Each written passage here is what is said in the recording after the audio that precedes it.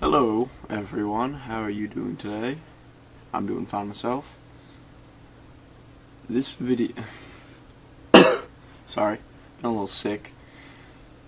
Kind of good news, my break got extended for another day or two because snow, which is coincidental because this is a snow map.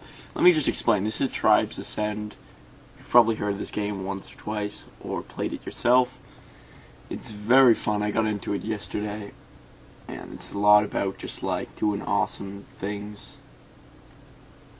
I don't know. It feels awesome to play. Like when you land a cool shot, it makes you feel cool. But whatever. This video is about microtransactions and free-to-play games. Now, when you think of, say, like Team Fortress 2, you're gonna think of, maybe if you haven't played it yourself, you're gonna think of, well, they just, sell hats, They're just gonna sell hats and they're gonna get tons of money because they sell all these hats. And yes, that's true. There's a very scummy underground, like, market of hat trading and deliveries, but that's not the whole game. And I think people think of this because, like those iPod or iPhone, like, Facebook games, like, hey, well, if you just pay $2, you can get this emerald that makes your castle build faster, or your meals cook faster, or time things. Because I've played a lot of games like that. They usually populate very well at schools. Yeah, I'll agree, those games are pretty tainted by microtransactions, but games like this, Tribes Ascend, and Team Fortress, they're not really, they're not tainted at all by it. Sure, they have those things, and sure, people do go to some lengths to do certain things in that game, which is kind of despicable. But if you want to get involved in the transactions, you can go ahead and do it. I don't care. Or you can just leave them alone and play the game.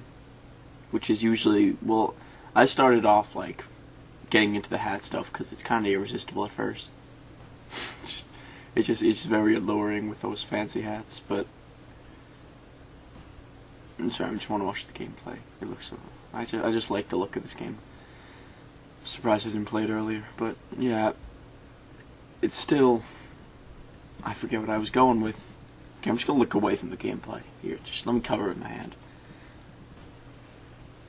Damn it. Team Fortress, I got into the stuff, the economy at first, but now I'm more about just playing the game, having fun, doing stuff that I wouldn't think I could do, like certain cool things, trick shots, market gardens, all those. I mean, I'm not good. I'm pretty bad at Team Fortress, to tell you the truth, and I have logged over 900 hours into that game. Because I don't really try to be too good at it.